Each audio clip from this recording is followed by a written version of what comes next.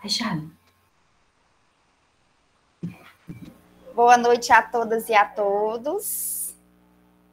Muita paz e alegria. Estamos mais uma vez no nosso estudo mensal das parábolas do Evangelho.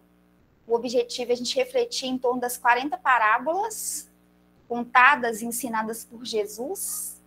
E na noite de hoje nós iremos refletir numa parábola narrada pelo evangelista Lucas, que é a parábola do Lázaro e do mal rico. Essa parábola, ela se encontra no capítulo 16 do evangelista Lucas, capítulo 16, versículos de 19 a 31. Rapidamente, eu gostaria de chamar atenção para alguns detalhes e logo depois eu vou fazer a leitura. O evangelista Lucas, ele tem uma característica muito interessante, porque ele é o único evangelista que traz dentro da sua narrativa uma perspectiva de uma vivência do mundo material e também a consequência no mundo espiritual.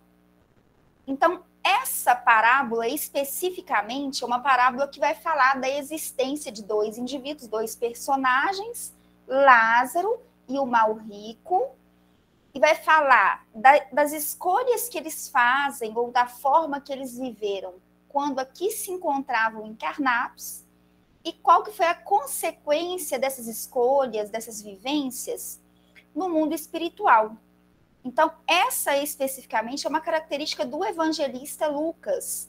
E é um material bem substancioso para a gente analisar, meditar e refletir, não para desfocar da existência em si, mas para termos uma ideia da continuidade da vida futura, da imortalidade da alma e como que isso vai impactar de alguma forma nesta vida futura, né? Através das escolhas que nós fazemos na nossa trajetória.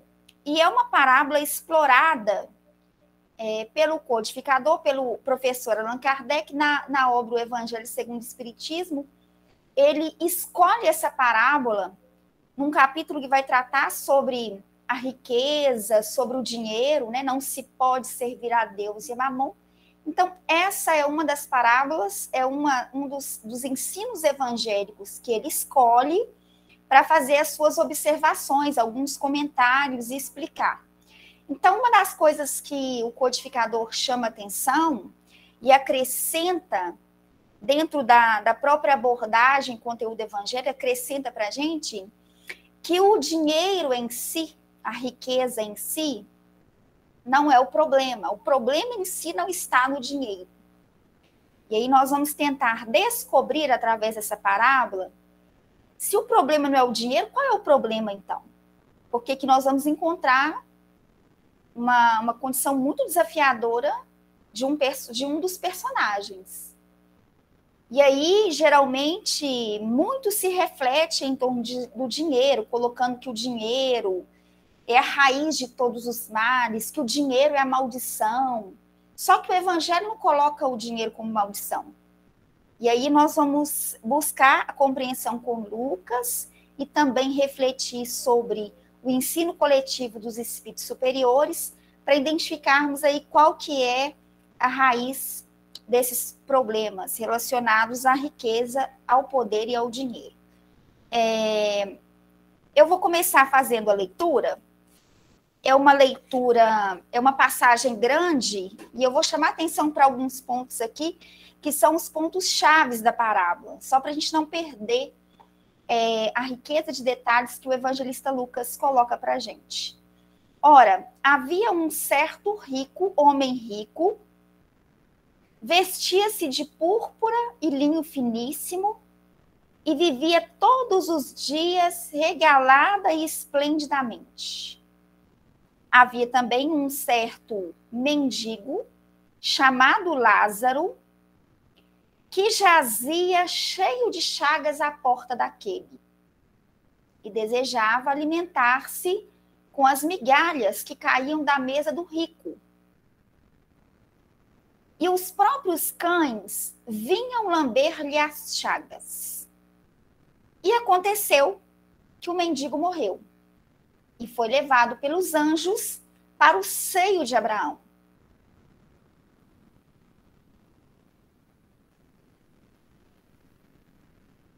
Morreu também o rico e foi sepultado.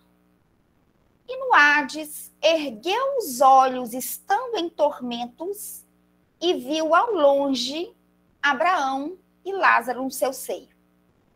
E clamando disse: Pai Abraão, tem misericórdia de mim, e manda a Lázaro que molhe na água a ponta do seu dedo e me refresque a língua, porque estou atormentado nessa chama. Disse, porém, Abraão: Filho, lembra-te de que recebestes os teus bens em vida, em tua vida, e Lázaro somente males. E agora este é consolado e tu atormentado. E além disto, está posto um grande abismo entre nós e vós, de sorte que os que quisessem passar daqui para vós não poderiam, e nem tampouco os de lá passar para cá. E disse-lhe: Rogo-te, pois, ó Pai, que o mandes à casa de meu pai, pois tenho 5 irmãos, para que lhes dê testemunho, a fim de que não venham também para este lugar de tormento. Disse-lhe Abraão: Tem Moisés e os profetas, ouçam-nos. E disse ele: Não, pai Abraão, mas se algum dos mortos fosse ter com eles, arrepender-se-iam. Porém, Abraão lhe disse: Se não ouvem a Moisés e aos profetas, tão pouco acreditarão, ainda que algum dos mortos ressuscitasse. Essa minha tradução é a tradução de João Ferreira de Almeida. Para aqueles que gostam de acompanhar, às vezes percebe que uma palavra está um pouquinho diferente da outra. Essa minha tradução, ela é de 74. João Ferreira de Almeida, de 74. Veja bem, então vamos lá. Primeira coisa que Jesus faz ao contar essa parábola é situar, falar da existência de 2 indivíduos que eram o homem rico e o Lázaro. Vocês estão me acompanhando? Ok. Então, veja bem, ele descreve como que o homem rico vivia. Ele faz uma descrição de como o homem rico vivia. O modo com que ele se vestia, aquilo que mais chamava atenção na sua aparência. Por quê? Porque Jesus vai fazer um paralelo entre a existência do homem rico e a existência de Lázaro. Então, ele descreve a aparência de um e a aparência de outro, com a diferença que ele dá um nome.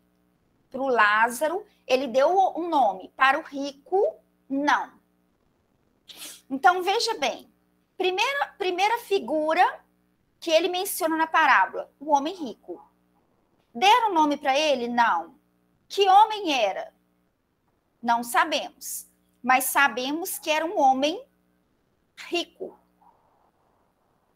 E aí ele fala que esse homem rico vestia-se de púrpura, linho finíssimo, e ele vivia de uma forma assim, vamos imaginar, na fartura. Esse homem, ele vivia, além da sua aparência, ele vivia na fartura, ou seja, não havia carência para ele de forma alguma, porque ele era um homem rico. Ótimo. E aí Jesus coloca: havia também um certo mendigo.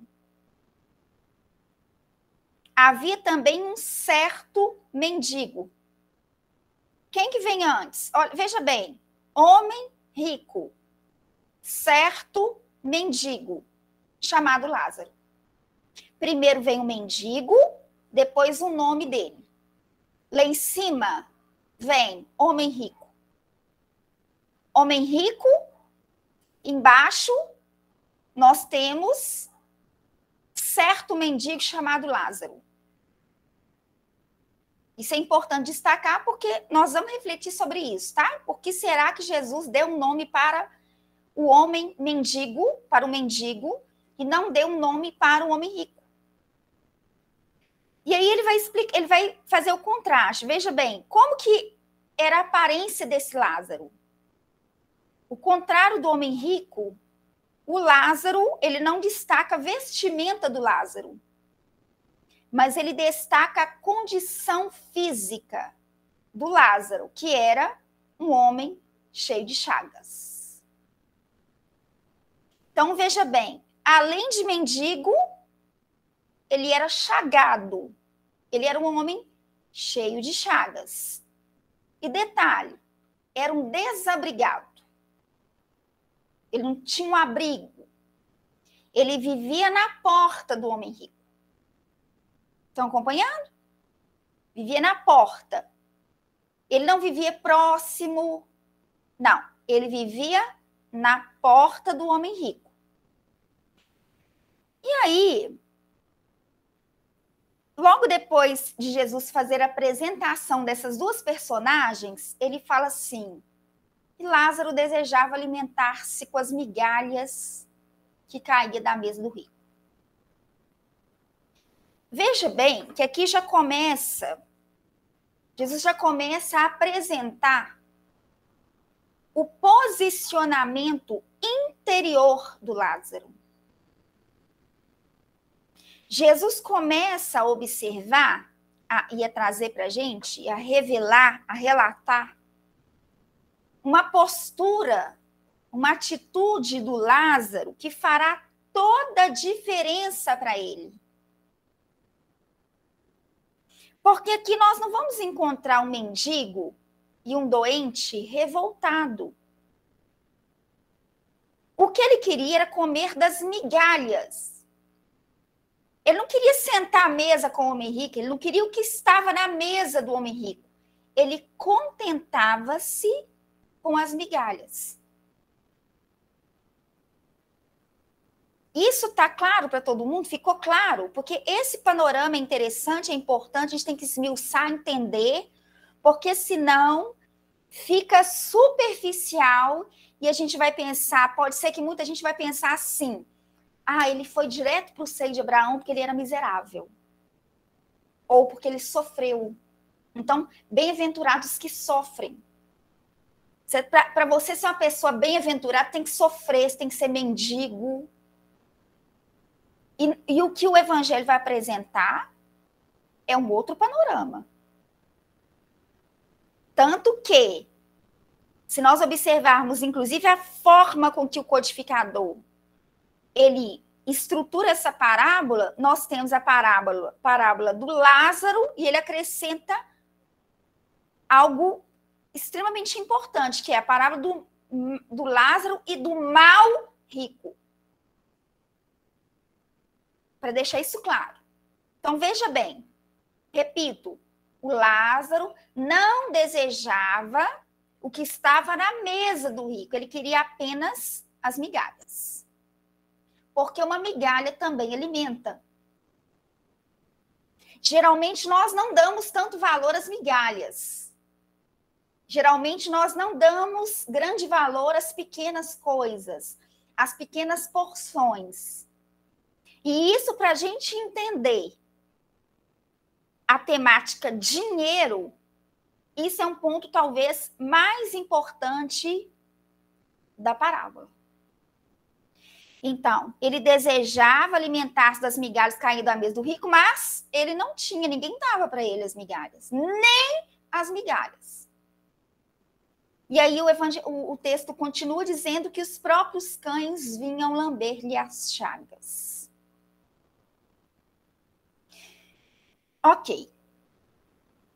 E aí, depois desse breve relato da vida material, da condição desses dois homens, ele já vai partir para a consequência dessas duas posturas no mundo espiritual. Então, primeiro vamos desmistificar a condição do homem rico e do pobre.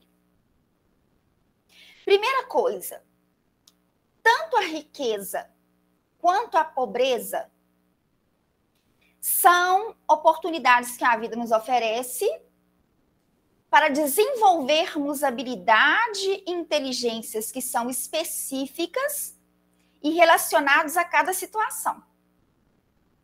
Os papéis, eles vão sendo invertidos ao longo da vida do indivíduo, que ora passa pela prova da riqueza e ora passa pela prova da pobreza.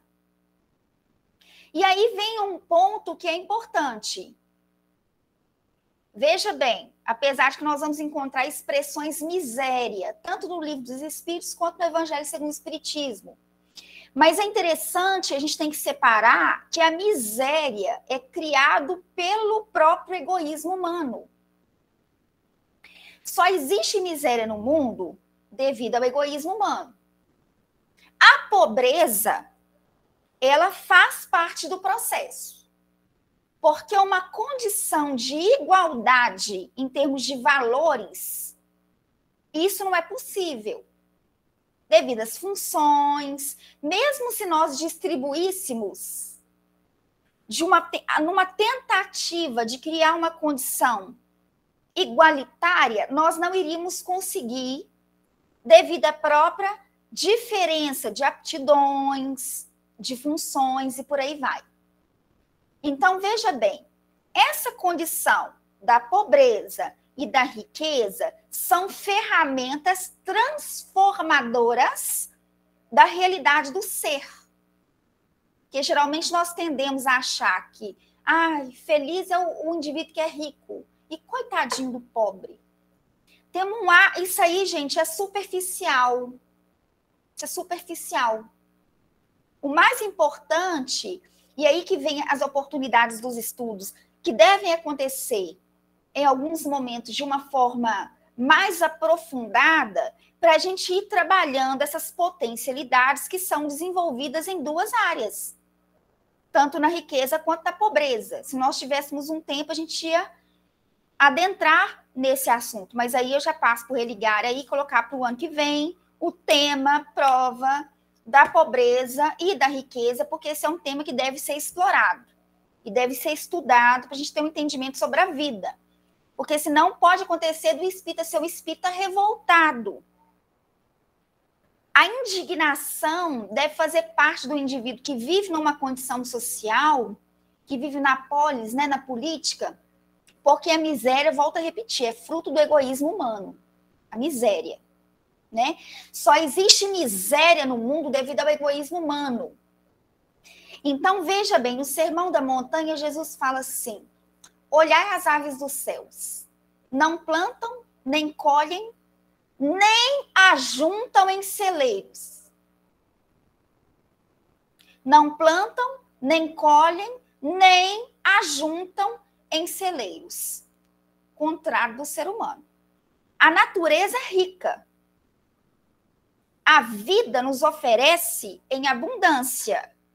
Mas o que o egoísmo humano faz? Deixa eu tentar juntar aqui para garantir. E essa percepção da vida, que é de tentar garantir, tentar criar uma estabilidade.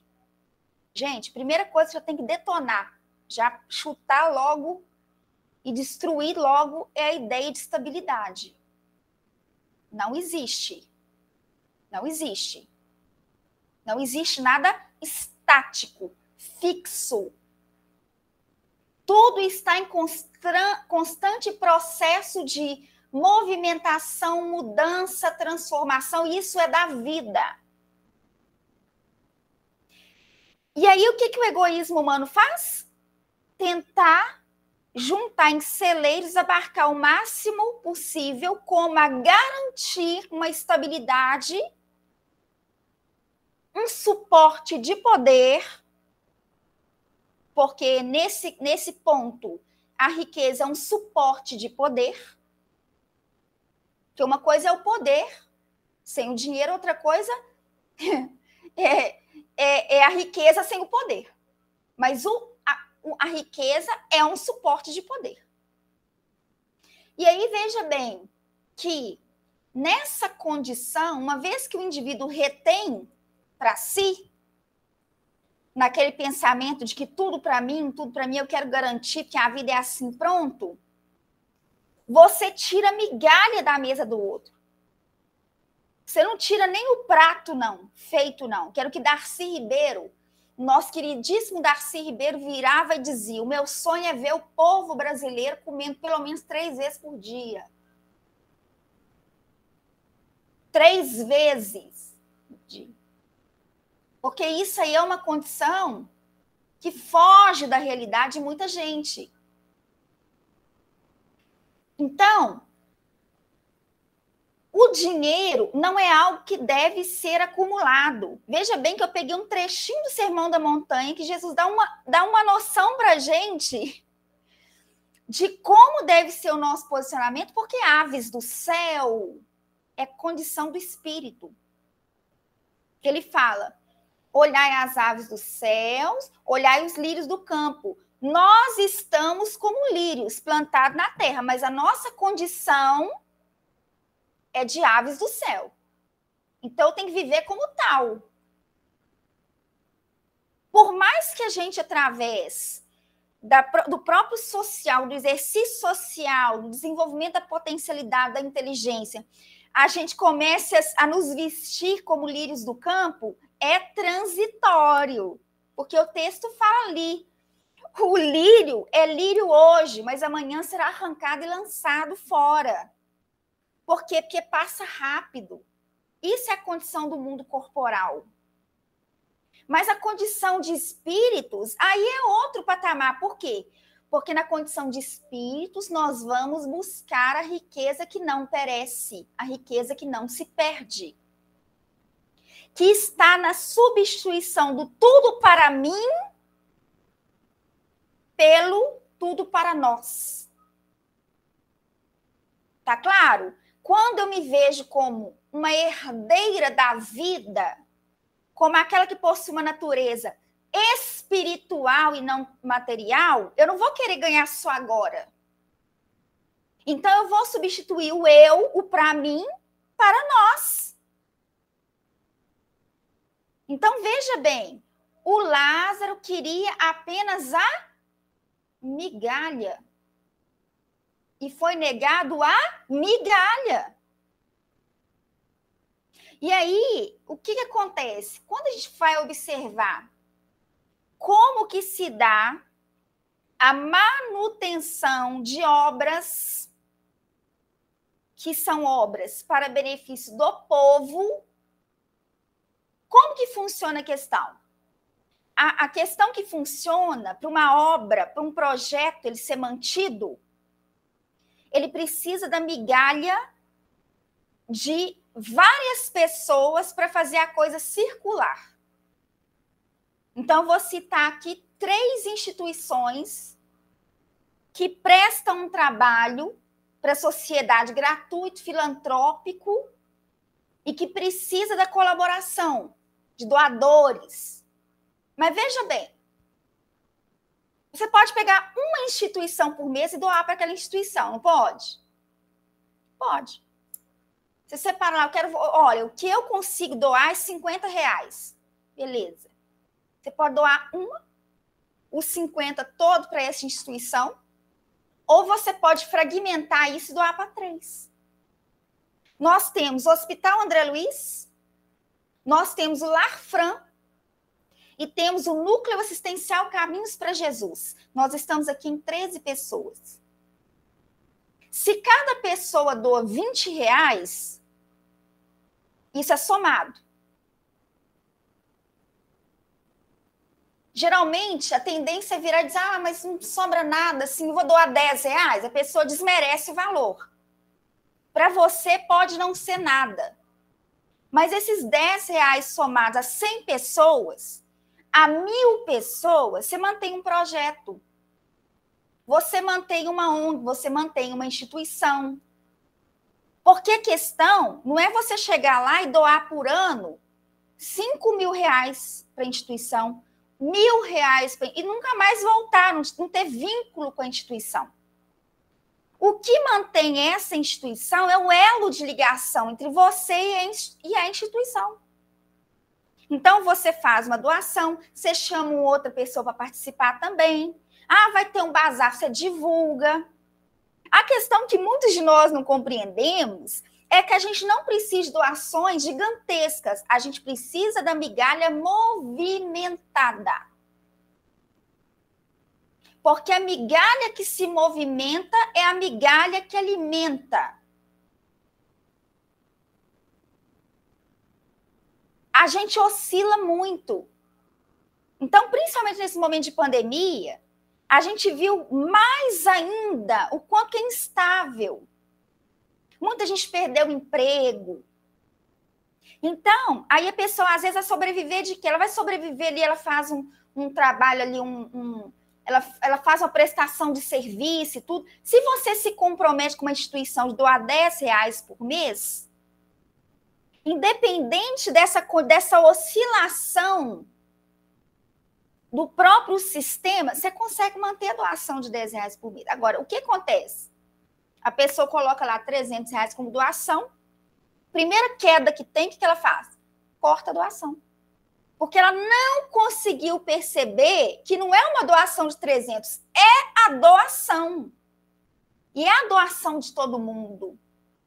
É a gente compreender isso e contaminar as pessoas para que a gente abrace as causas, abrace os projetos, faça movimentar projetos. O que não dá é para viver como esse homem que era rico, que as oportunidades estavam na porta da casa dele, na cara dele, e ele era tão egoísta, mas tão egoísta, que ele não conseguiu fazer nada. Veja bem. Rô, mas vamos imaginar que ele era um indivíduo apegado financeiramente. Tá. Mas não tinha só essa oportunidade para ele ajudar. Porque o Lázaro, além de ser um mendigo, ele era chagado.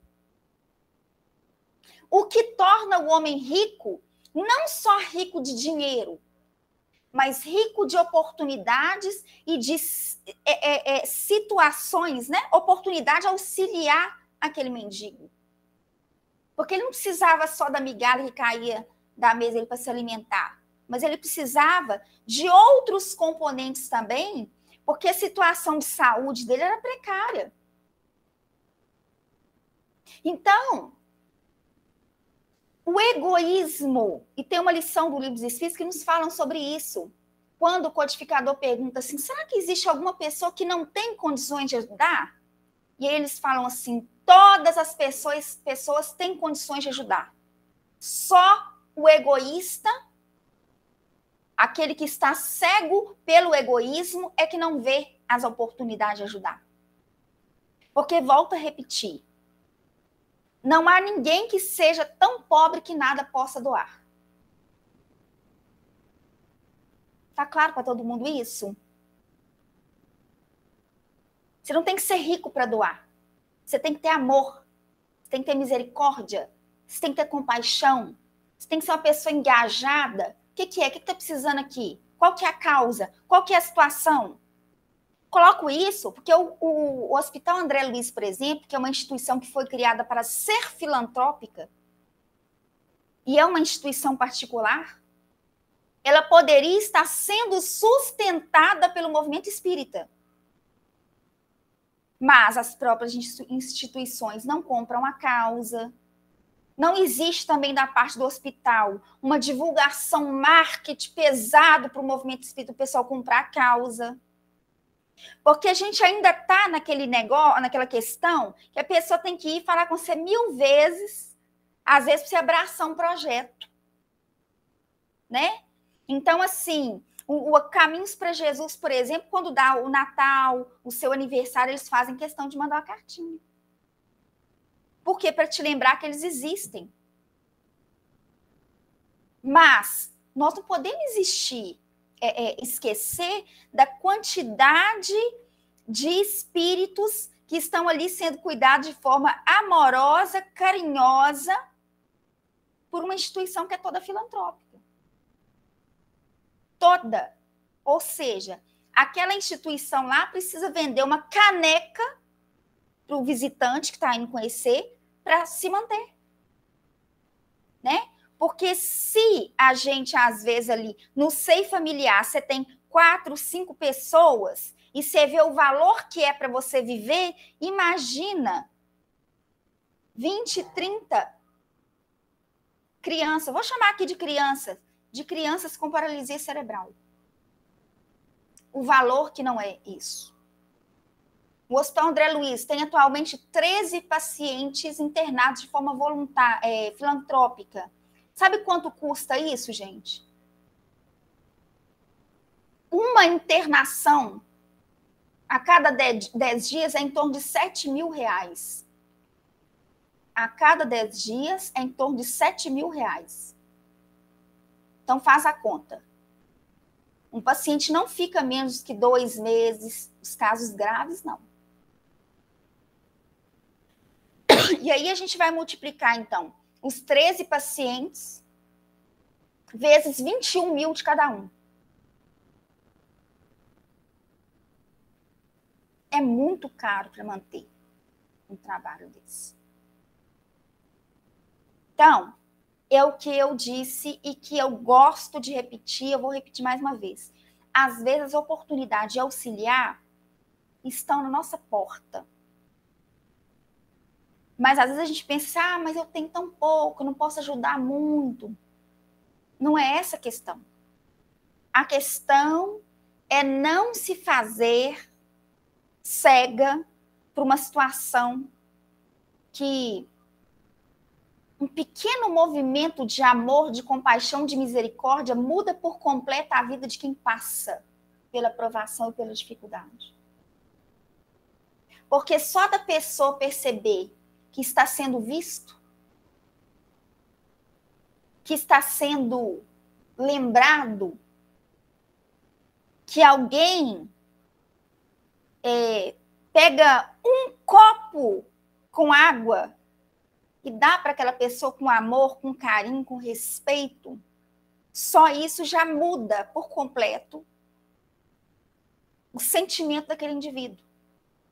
Porque se existe um tipo de pão que mata o ser humano, que é a falta do pão material, da carência material, existe um outro tipo de fome, que é a fome de afeto, que é a fome de amor, que é a fome de carinho, e que é aquela fome do indivíduo que ele é um invisível na sociedade, que são geralmente essas pessoas em situação de rua, são as pessoas que são invisibilizados mesmo. Né? Que os olhares não são voltados para essa pessoa. E quando os olhares são voltados para essas pessoas, são geralmente olhares desconfiados, né? São olhares de afastamento, de repugnância, né? São olhares, às vezes, condenatórios. Então, isso machuca a pessoa a tal ponto que essa pessoa passa a sofrer por um tipo de carência que antes fosse material. Tem aquela autora maravilhosa que escreveu Nos Barracos da Favela, Carolina Maria de Jesus, que ela fala em vários momentos que quando ela sentia muita fome, ela escrevia. E ela falava, e ela diz assim: em vários momentos, eu vejo as pessoas, às vezes, no momento de profunda fome, pensar no fim da vida. Eu procuro escrever. E nisso ela foi criando um diário. que se torna logo depois um livro. Mas ela não estava falando só de fome de comida, não. Ela estava falando de um outro tipo de fome. Porque essa fome do pão você comeu, momentaneamente passou. Mas existe um outro tipo de fome, que é a indiferença. É a pessoa na dor e a indiferença. Então, é como se a pessoa estivesse cercada por uma ilha de indiferença. Possivelmente, isso machuca muito mais. Isso faz a pessoa sofrer muito mais. Então, essa parte primeira do texto, se a gente não entender muito bem a profundidade do cenário, nós não vamos entender a consequência disso. Lá. Volto a repetir.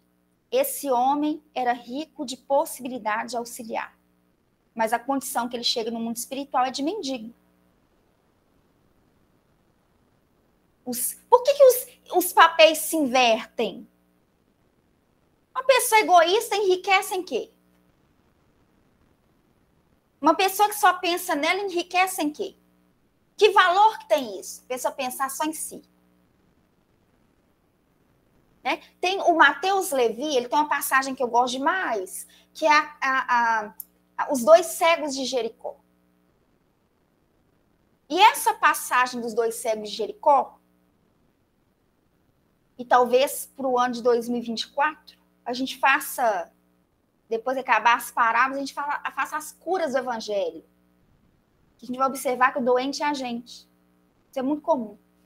E aí, nos dois cegos de Jericó, eram cegos, Jesus estava passando por ali, eles estavam à beira do caminho. Quando eles ouviram que Jesus estava passando por ali, eles começaram a rogar assim: Jesus, filho de Davi, tem misericórdia de nós.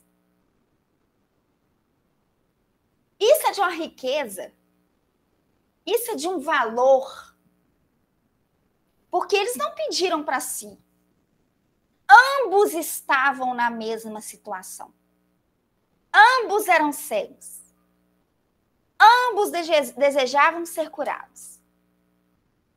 O que eles pedem é misericórdia de nós e não misericórdia de mim. E aí, veja bem, quantos momentos a dor não bate na nossa porta e a gente sofre e às vezes a gente não para pensar que, olha o que pode acontecer. Pode ser que várias pessoas estejam passando pelo mesmo processo de sofrimento que nós. O que a misericórdia faz nesse sentido? Faz com que a gente expanda o nosso modo de rogar da vida um consolo para as nossas dores. Porque uma vez que você sofre na pele, e aí entra o componente vital, né, do corpo. Quando você sofre na pele, você fala assim, nossa, misericórdia, não queria estar passando por isso. Mas em contrapartida, eu também não queria que ninguém passasse por isso.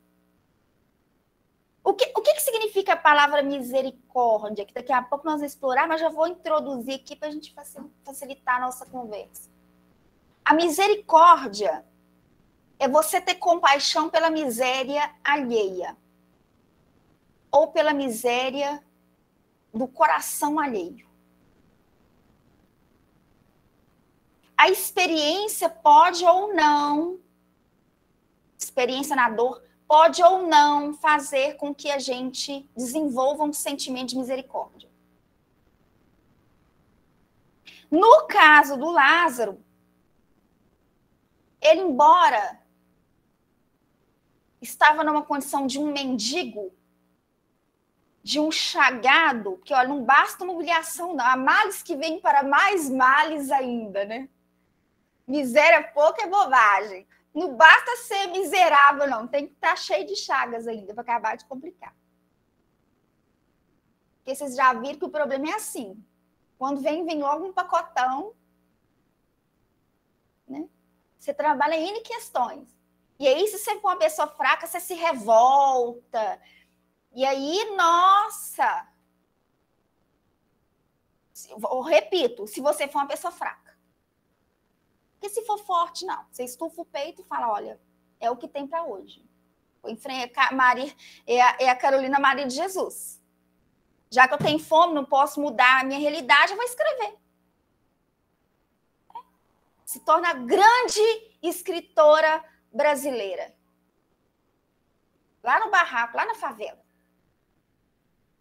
E aí, gente, veja bem que quando Jesus rapidinho fala da condição do homem rico, do lado, depois ele vira e fala assim, aconteceu que o mendigo morreu. De repente, ele dá uma notícia trágica na parábola.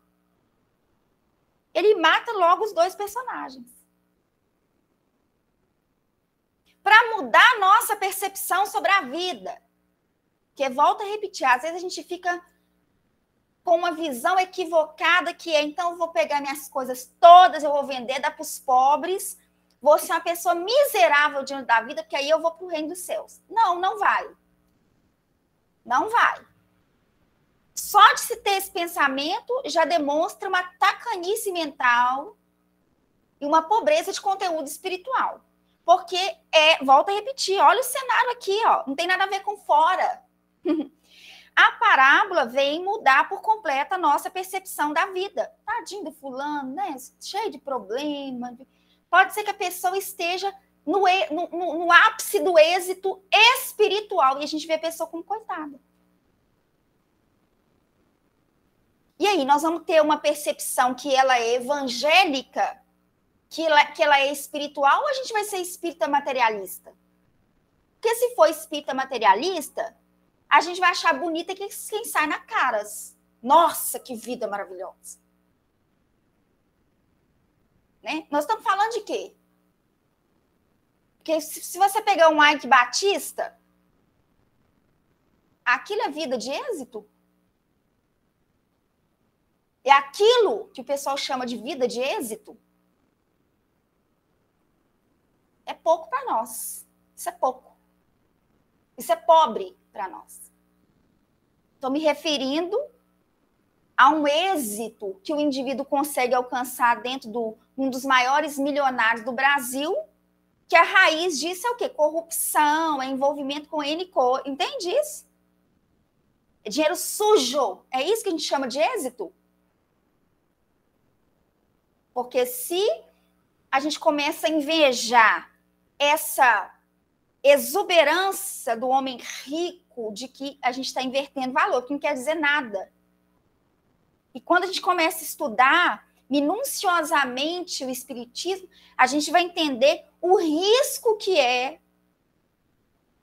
o risco, espiritualmente falando, moralmente falando, que é você começar a confundir as coisas e a se iludir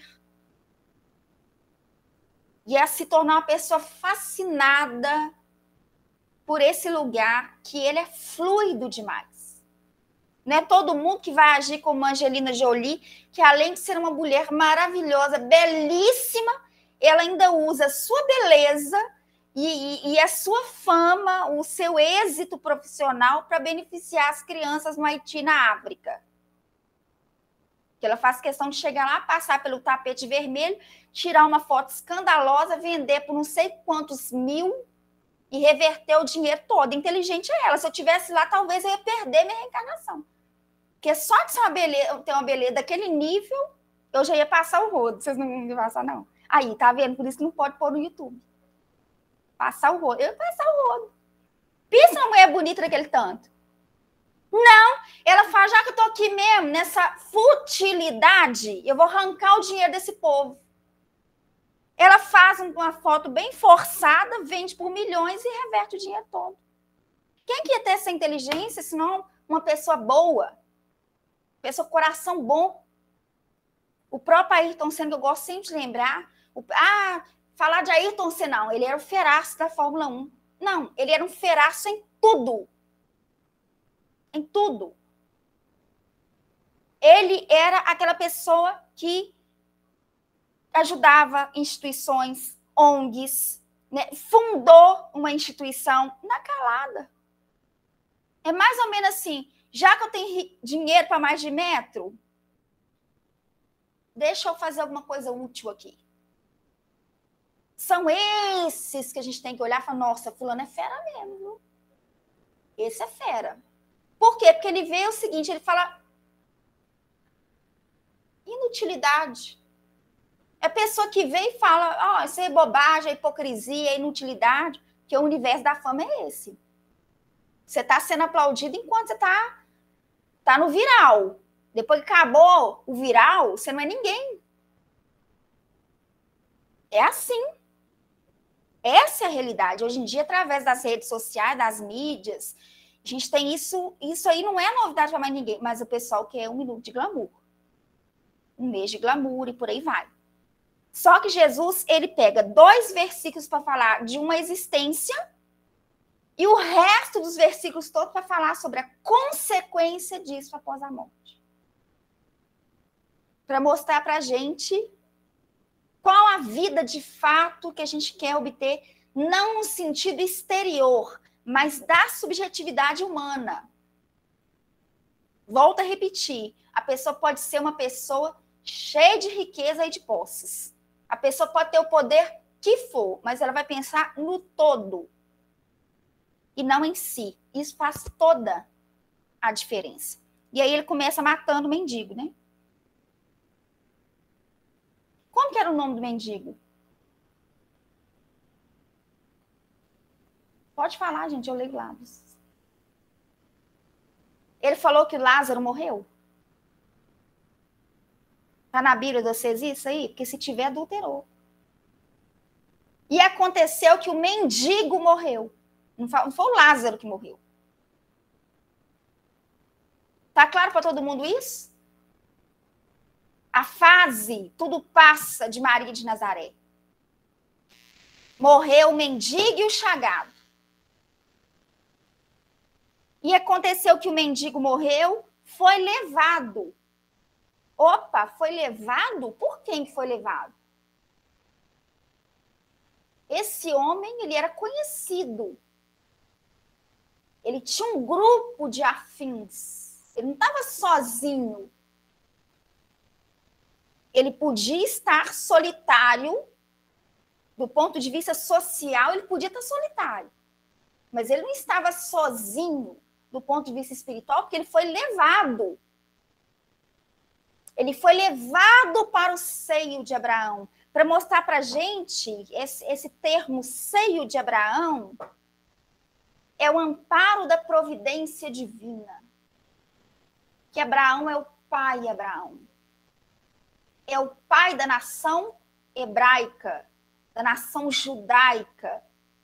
É aquele que está desde o princípio para mostrar que esse homem tinha descendência. Esse homem não era qualquer um.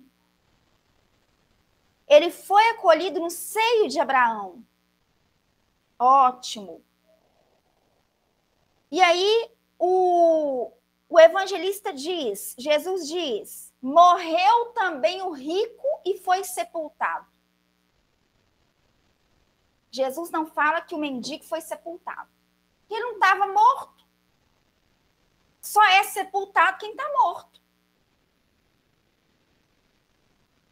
Uma vida dessa aqui, ó, sem revolta, você ser um miserável, um chagado sem revolta, é a obediência e a resignação, muito bem explicadas no Evangelho segundo o Espiritismo. Não adianta você passar pela dor de qualquer jeito. A gente deve passar pela dor como nos ensinam os espíritos superiores, no Evangelho segundo o Espiritismo, capítulo 5, que é você ter força moral, coragem, para você enfrentar a dor, não de uma forma, vamos dizer assim, revoltada, indignada, ou às vezes aquela coisa arrastada, não tem outro jeito, aí para tudo para sofrer. Para tudo só para sofrer. Tem que parar nada, você tem que viver a sua vida. Mas tem luta, continua assim, do mesmo jeito. Sua vida não pode parar por causa de um problema. Sua vida tem que continuar, tem que fluir. Até mesmo porque a gente ressignifica o problema. Você encontra na vida motivos para perseverar, para você enfrentar a dor, para você enfrentar a luta, para você enfrentar o problema. O Lázaro não era um indivíduo queixoso, poliqueixoso. Ah, mas também esse rico. Vamos fazer passeata para clamar contra a egoísmo. Aí faz passeata. Você pode até fazer passeata, desde que você saiba viver. E aí tem um termo no Evangelho do Espiritismo que diz assim: sempre quando nós somos visitados pela dor, primeiro, tenha misericórdia de mim, Senhor, porque eu pequei. Segundo, obrigada, Senhor, por testar o seu servo. São possibilidades, são situações em que a dor nos visita. Por quê? Porque pobreza também é prova. Não quer dizer que é karma. Pode ser que é teste, é prova, é oportunidade de você construir vários valores, aprender várias lições que a riqueza não dá. Conseguem perceber isso? Então, algo que o Lázaro tinha era obediência e resignação. A obediência é o consentimento da razão e a resignação é o consentimento do coração. Nem lá no fundinho não tem revolta. Veja bem, nós podemos nos indignar. A indignação é impulsionadora para a mudança. A revolta, ela não tem fruto nenhum. Então, ele conseguiu passar por aquela dor de forma resignada. Sem lamúrias, sem queixumes, foi levado para o seio de Abraão. Ou seja, ele viveu, mas ele não sobreviveu, ele viveu. Já o homem rico foi sepultado. Por quê? Porque estava morto moralmente falando. Conseguem perceber? E morreu também o rico e foi sepultado. E aí o evangelista coloca: e no Hades, ergueu os olhos, estando em tormentos, e viu ao longe Abraão e Lázaro no seu seio. Vamos dentro de uma metáfora, porque é o seguinte, hoje nós vamos ter que acabar meia-noite, né? Porque... Veja bem aqui, questão. Ah, mas o céu e o inferno existe ou não existe? Existem. As regiões infernais existem. Tem que ler Ação e Reação, Libertação, do André Luiz, para ver lá as regiões que são infernais. A melhor obra que representa isso é Ação e Reação. Existem regiões infernais. Agora, as regiões infernais são o resultado do que existe dentro do coração do ser humano. São os espíritos em profundo sofrimento, ódio, rancor, né? A animalidade é que cria as regiões infernais. É uma exteriorização. No livro Nosso Lar, a gente tem essa explicação quando vai falar sobre as regiões umbralinas. Quando o André Luiz pergunta o que é umbral, e aí o Ulisses fala com ele: mas você ficou lá tanto tempo e não conseguiu perceber o que é umbral? A gente vê o nível, né? Da distorção e tudo. Mas isso está muito claro. Então, o céu e o inferno são estados interiores da criatura, mas que têm projeções. Existem as projeções, existem as criações fluídicas. Então, aqui vai falar de duas regiões. Vai falar para a gente de uma região que ela é superior e de uma região que é muito inferior. E esse homem que era mal rico, conseguem perceber? Não é porque ele era rico, é porque ele era mal, era uma pessoa egoísta. Esse mal rico, ele foi para as regiões que são regiões de sofrimento. E aí, ele ergueu os olhos, olha as metáforas, hein? Metáforas. Ele ergueu os olhos, porque existe algo que está acima, não está? Mas o orgulhoso não acha, não.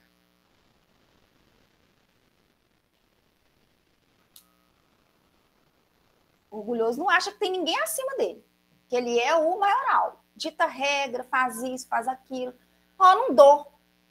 A pessoa acha, isso assemelha-se ao psicopata, porque o psicopata acha que é Deus, que ele pode matar a hora que ele quiser, que ele pode torturar quem que ele quiser. E a pessoa que está na condição de poder e riqueza, ele se sente um Deus, porque ele dá se ele quiser, ele aprova se ele quiser, entende? Isso. A pessoa não vê que acima dele existe um universo.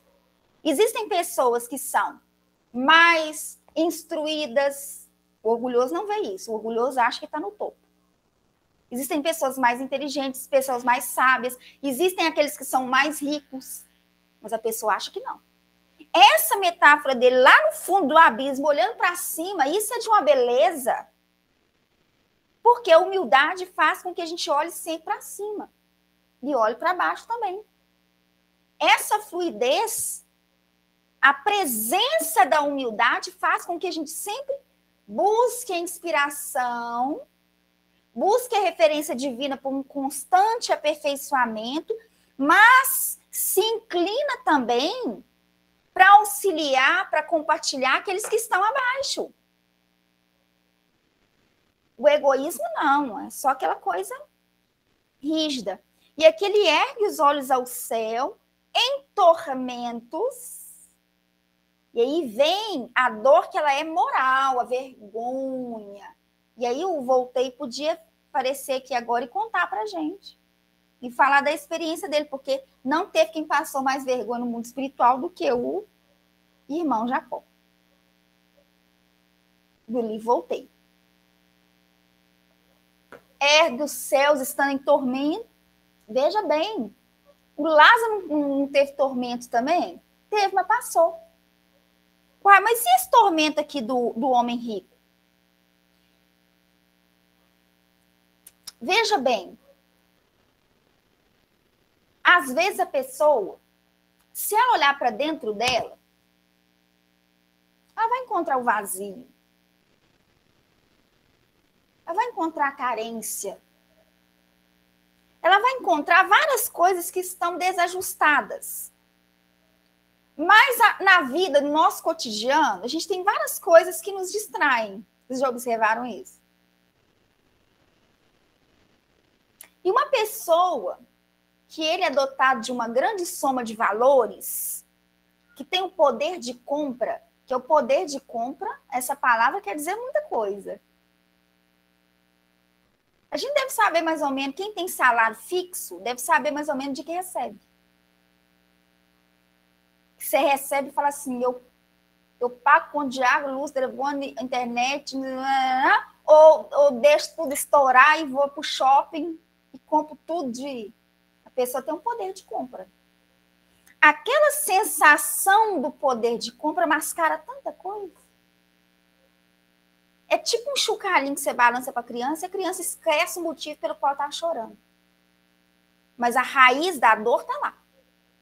O vazio interior está lá. Mas é tanta coisa. Ah, mas quanto é um iPhone novo? É iPhone, que é esse telefone que é caríssimo? É, né? Qual que é o top de linha? 5 mil, 6 mil, 7. Aí a pessoa compra, mas fica esperando sair o novo. E nisso ela vai viver na vida inteira, assim. Viver a vida inteira. Ela não tem tempo para visitar suas próprias dores. 10 mil aí, ó. Eu tô aqui, ó. Minha moto vale menos. É o preço do meu carro. Você está entendendo? E a pessoa vai fascinando. E a dor? Não, que dor, gente! E a pessoa acha que está top das galáxias. Mas é um mendigo moral. Porque se você tirar tudo, fica o quê? Nada. E a pessoa faz o quê? Se mata. Isso é a realidade de muita gente. Então, essas distrações, cuidado, hein? Facebook pode ser excelente distração. Instagram, porque Facebook agora é coisa velha, né? Eu vou ter que começar a tirar o Facebook do exemplo. que diz que só velho que usa Facebook. Tô falando sério, tô falando que Naná, se eu perguntar a Naná se ela usa Facebook, ela tá com vai fazer 18 semana que vem, ela vai falar que não. Os meus sobrinhos usam Facebook. Vocês não tinham percebido isso, não, gente? Então, vocês estão velhos mesmo. Facebook, nem... Adriana, seus meninos têm Facebook? Aí. Tem não, gente. Valerinha nunca usou. Valerinha novinha, por isso. Entenderam? Detesto. Tem coisa pior, TikTok. Mas veja bem, isso tudo distrai a gente. O dia que está deprimida, não, deixa eu ver um trem para distrair aqui. Opa! E a dor? Não, vai empurrando com a barriga. E aí, hoje em dia, todo mundo quer plastificar tudo. Aumenta o medicamento, tô triste, aumenta o... Opa, tristeza faz parte da vida. Você não pode sentir a falta de vitalidade, depressão e tal. Mas a tristeza faz parte da vida. E a pessoa quer plastificar tudo, porque a raiz está nisso aqui, ó. Miserável, ele já era, gente. Sofredor, ele já era. Mas ele não tinha nem tempo para visitar a sua própria inferioridade, essa própria miséria moral. Tá vendo tanto que essa parábola, ela vai... Sabe? Isso é terapêutico. Faz sentido? Vocês estão entendendo? Estou me fazendo entender? E aí, veja bem. Ele ergue os olhos, né? E pior, vai só piorando a situação. Quer ver? Porque ele fala assim, ele vê ao longe Abraão. Claro, né, gente? Não tem como você estar perto de Abraão com um comportamento egoísta como o dele, né? Não tem como. Viu ao longe Abraão e Lázaro no seu seio. Clamando, disse. Olha o recalque. Pai Abraão, tem misericórdia de mim. Gente, o bom é que os espíritos superiores, eles são muito amorosos conosco. Senão ia ser cada uma que a gente ia tomar. Porque eu fico imaginando um diálogo mais perverso, assim, do nível de Nietzsche. O Nietzsche ia perguntar para ele, mas você conhece a palavra misericórdia? Engraçado que agora ele pediu misericórdia, né? Tá vendo o nível da indiferença humana? Mas você conhece a palavra misericórdia? Mas não. Mas como é Abraão, a linguagem é uma linguagem de amor, né? Mas que dá vontade de perguntar, dá. E aí, olha bem. Pai Abraão.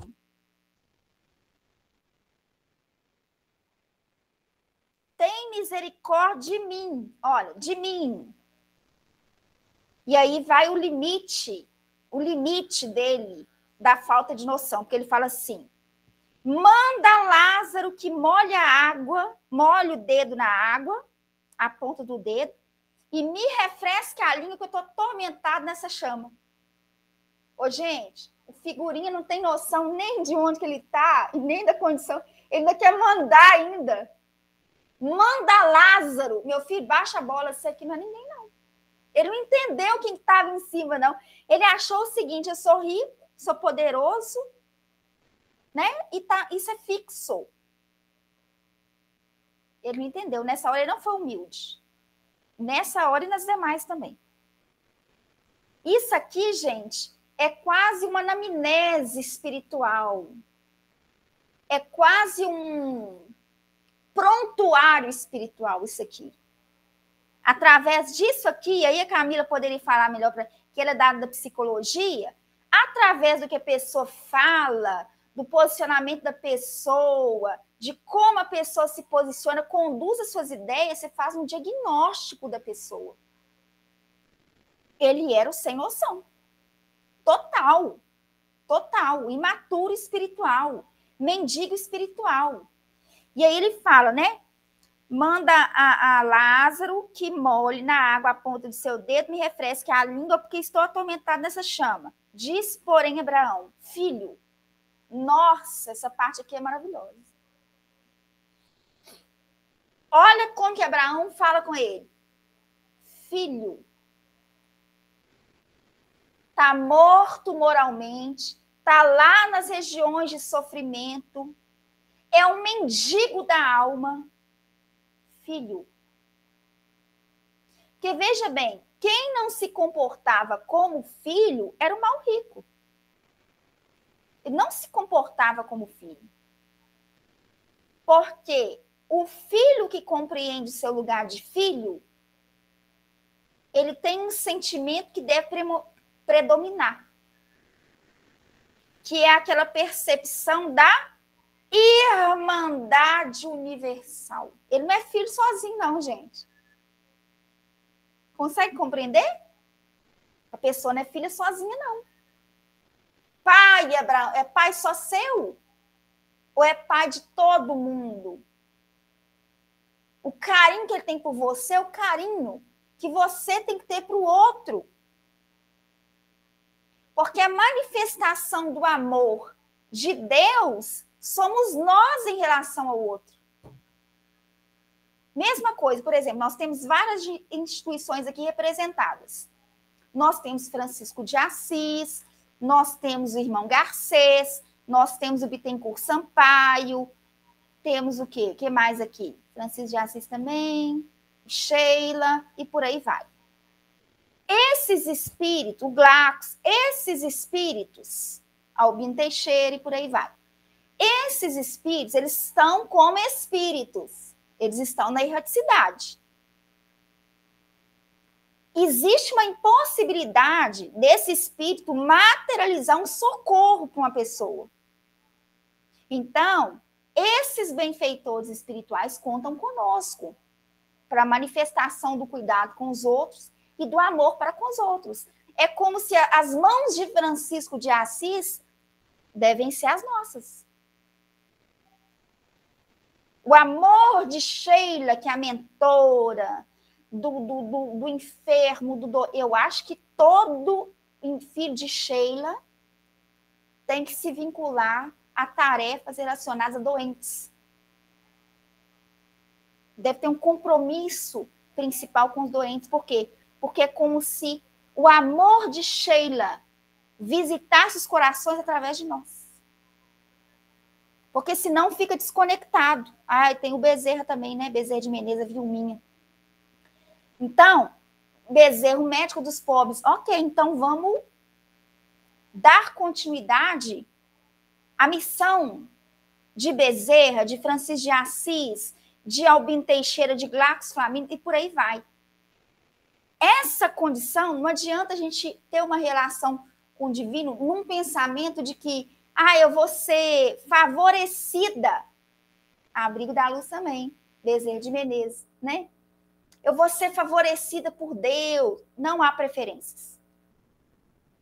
Deus é imparcial. E ele espera que a gente compreenda isso. Por isso que o homem rico não se posicionava como filho. Mas Abraão o vê como filho.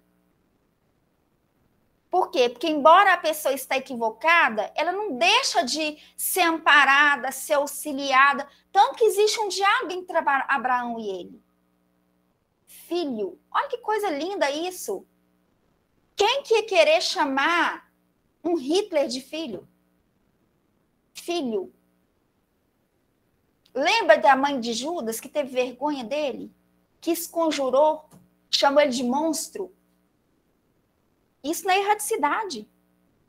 Maria Dolores conta isso, a dor de Judas, que foi procurar a mãezinha e ela esconjurou Judas.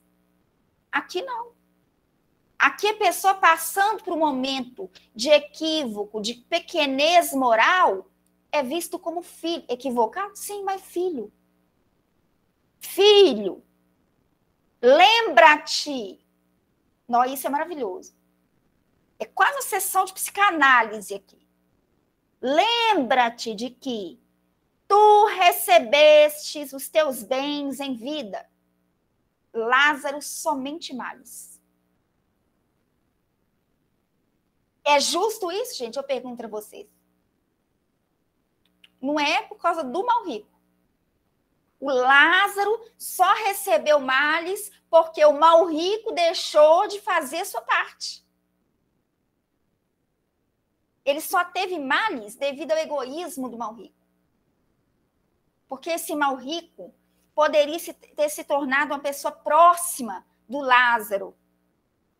Ele poderia afagar moralmente, minimizar o sofrimento do Lázaro, porque uma coisa muito comum é a pessoa ver a outra passando, passando pela dor, dificuldade, tudo, fala, boa coisa não fez, né? É a prova do indivíduo. Pode até ser a prova dele, mas é a minha prova auxiliar a pessoa enquanto eu estou perto. É o meu dever, porque cada um tem a prova, né? Se é colocado num setor, é seu dever. Se a pessoa está passando por uma prova, é o seu dever, enquanto alguém que está perto, fazer alguma coisa para sustentar, para ajudar a pessoa, para minimizar o sofrimento da pessoa.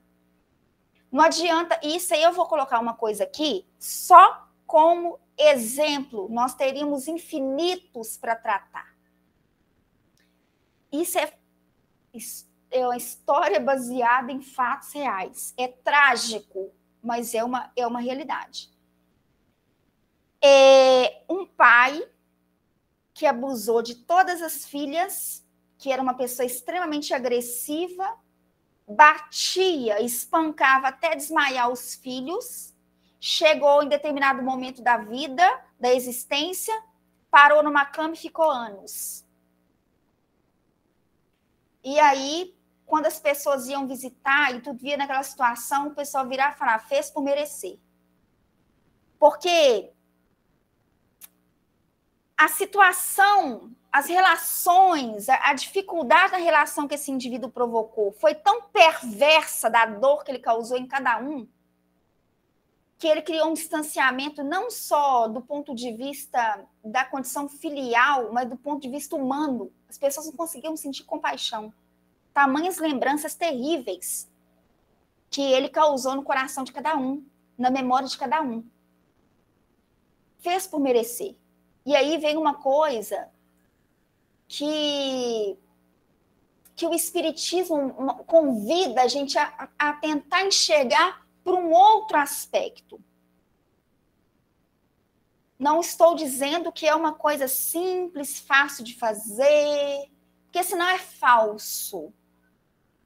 Mas se a gente conseguir passar por cima de um sentimento de repulsa, e ainda que a pessoa não visualize como sendo um pai, mas visualiza como sendo um ser humano, e tentar fazer de tudo para, ainda assim, minimizar o sofrimento da pessoa, isso é de uma grandeza moral? Isso é um valor que a pessoa, uma aquisição que a pessoa passa a ter, que ela não perde nunca mais.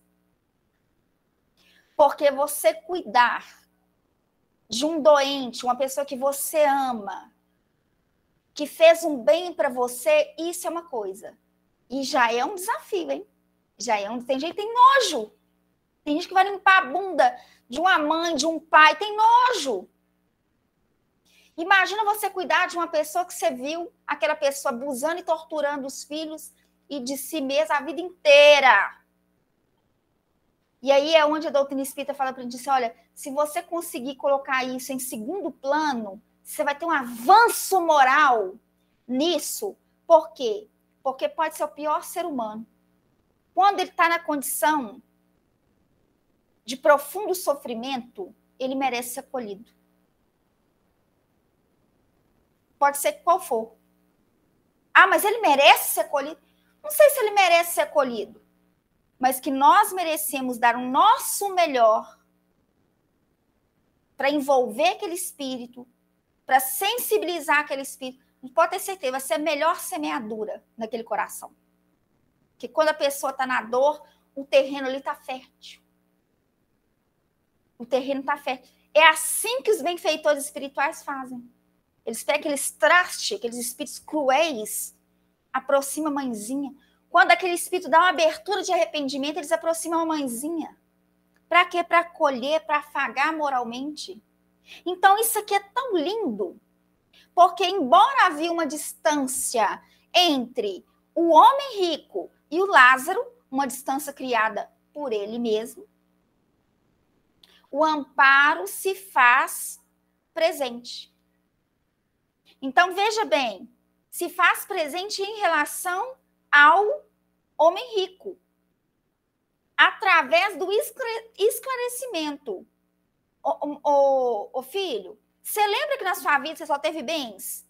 E o Lázaro só teve males? Esse agora é glorificado e tu atormentado. Mas ele não é atormentado porque a vida resolveu atormentar e porque ele tem que pagar. Não, ele já era atormentado, ele já era uma pessoa infeliz moralmente, um pobre moralmente. A questão é que, às vezes, a gente foge da nossa própria realidade com a ideia de que não tocando no assunto você resolve. Não pensando a respeito, você resolve. Não vendo determinadas coisas, você resolve. Não resolve. Não resolve. Se existe uma dor em nós, olha para essa dor frente a frente. Porque se eu me negar agora, uma hora eu não terei como eu fugir da situação. Então, esse diálogo existente entre o Abraão, e vocês podem ver que o Lázaro nem entrou nas questões, né, gente? O Lázaro não entrou.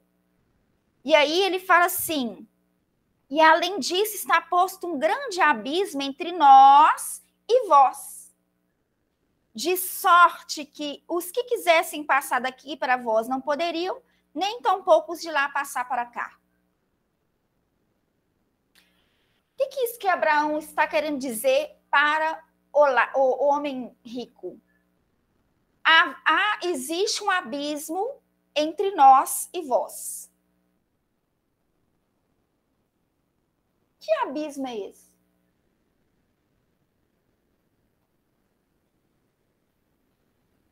Qual será esse abismo? Por que existe separação entre os seres? Como assim? Que os que de lá não poderiam passar para um lugar e o outro não poderia ir para o outro? O espírito, ele não pode transitar? O Clarence não sai de nosso lar, ele não vai para as regiões umbralinas? O André Luiz não sai das regiões umbralinas, não vai para o nosso lar? Veja bem. O abismo, de fato, existia.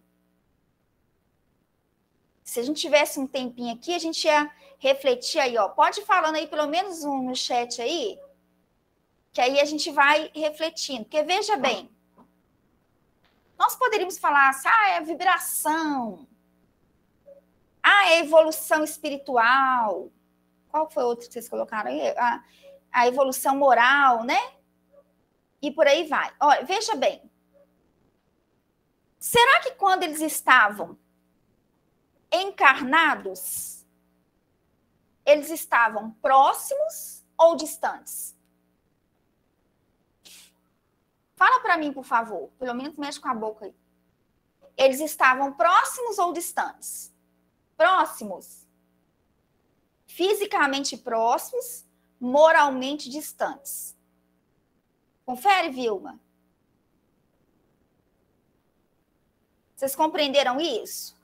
Fisicamente eles estavam próximos. Moralmente eles estavam distantes. O que fazia esse distanciamento? O distanciamento, ele se deu não pelo Lázaro, que o Lázaro queria comer das migalhas, cair da mesa do rico. O distanciamento, ele surgiu partindo do egoísmo do homem rico. O amor sempre nos aproxima. O egoísmo sempre nos afasta. Tem uma passagem do Evangelho que aparece os discípulos de Jesus e falam assim, Senhor, tem uma turma aí que está expulsando demônios em nome de Jesus, mas eles não nos seguem. Olha, volto para a anamnese de novo. Uma palavra pode dizer muita coisa. Não nos segue. Jesus que é o guia, né, gente? Não, eles empacotaram os discípulos tudo no meio. Não nos segue, e nós proibimos. E pior que, detalhe, isso aí é o erro com dignidade, né? É quando a pessoa erra com dignidade, achando que está fazendo certo. Jesus falou, você volta lá e desproíbe. Porque quem comigo não ajunta, espalha.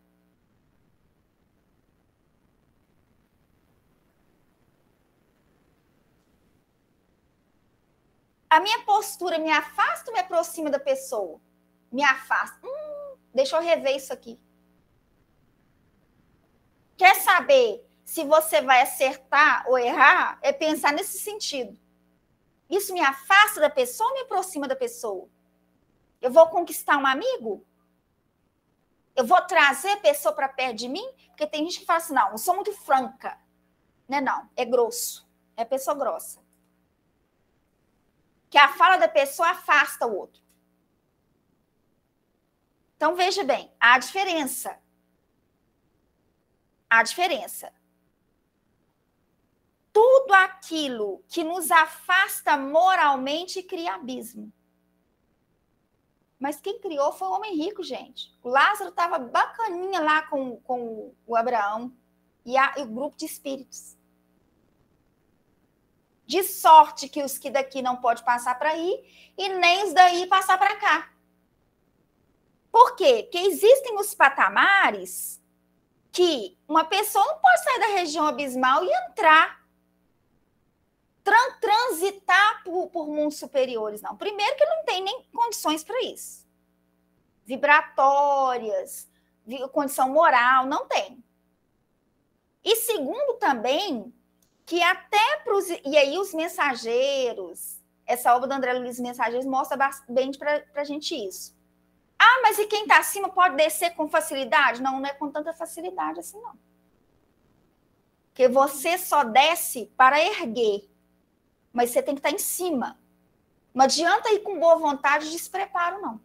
Inclusive, no livro Libertação, é avisado isso, é advertido isso para André Luiz. Você tem que ter força moral para você mergulhar no abismo para resgatar alguém. E mesmo assim, a pessoa vai se quiser. A Matilde. Imagina a Matilde mergulhando lá na cidade estranha. Não vai, gente. Não vai. Que é quase uma agressão para a cidade estranha. A presença de um espírito extraordinário. Aí vai mais ou menos, infiltra no meio da multidão, vai como pecador, passa por um tanto de coisa que não precisaria passar se não fosse por amor. Precisar ter uma força muito moral para não virar uma pessoa, um prisioneiro. Se eles não tivessem força moral, eles tinham ficado lá. Leva o indivíduo que era o... Como é que fala? Gregório até um nível, vem Matilde das esferas superiores até um outro nível. Então, esse processo é importante. Agora, a gente tem que entender o seguinte, aqui nós estamos juntos e misturados. O momento de aproximar é aqui, o momento de amar é aqui, o momento de pedir perdão é aqui. Sabe? Tudo que ligares na terra será ligado no céu. Tudo que desligares na terra será desligado no céu. A gente liga e desliga aqui na terra. A gente precisa dar um valor, embora a passagem fala da erraticidade, da consequência das escolhas no mundo espiritual, o momento é agora. A realidade é essa. Não adianta criar um niilismo, que é uma negação dessa vida em nome de uma outra. Essa vida é que fará toda a diferença. Eu estou falando vida corporal. A existência no mundo corporal é que faz toda a diferença na caminhada do espírito. Que quando chega lá, nossa, e para você retificar tudo, refazer, reformular, você tem que mergulhar no corpo de novo. E aí o Lázaro ia vir só por causa do homem rico? Não, o Lázaro ia seguir a vida dele. E aquele homem rico perdeu a oportunidade de fazer um grande amigo. Conseguem perceber isso? Não ver o outro como alguém abaixo de você. Ver como um amigo, como um andarilho, um peregrino diante da vida, que talvez seja a única oportunidade que a gente tem de criar um laço com aquele espírito. Ele perdeu a oportunidade. Então, assim, o objetivo aqui era refletir exatamente sobre o que fez com que aquele homem que era rico de possibilidades de auxiliar se tornasse um mendigo moral. E aí, se vocês tiverem oportunidade, um tempinho, para ler mais uma vez, para meditar, para refletir, vocês vão ver que, como diz os Espíritos Superiores no Livro dos Espíritos, ambas as provas são desafiadoras. Tanto a riqueza quanto a pobreza. Porque se a riqueza, a pessoa pode se fascinar com a riqueza e pode se perder, a pobreza, o indivíduo pode se revoltar. Ele pode tentar criar meios que são desonestos para sair da pobreza e por aí vai. Então, ambas as provas são desafiadoras para o espírito. O que vai depender é aquilo que a gente traz no coração, é o desejo sincero de dar o seu melhor, né? De não encontrar situações, recursos, para nos afastar e sim para nos aproximar. Então, essa parábola é maravilhosa, ela é riquíssima. Daria para a gente refletir depois aqui sobre a comunicação com os espíritos, várias coisas, ou seja, é uma parábola muito rica. E fique para a gente essas reflexões.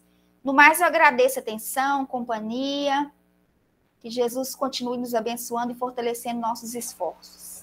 Muito obrigada, viu, gente? Se alguém quiser fazer alguma pergunta, aí depois que a Tati parar a gravação, vocês podem comentar ou perguntar.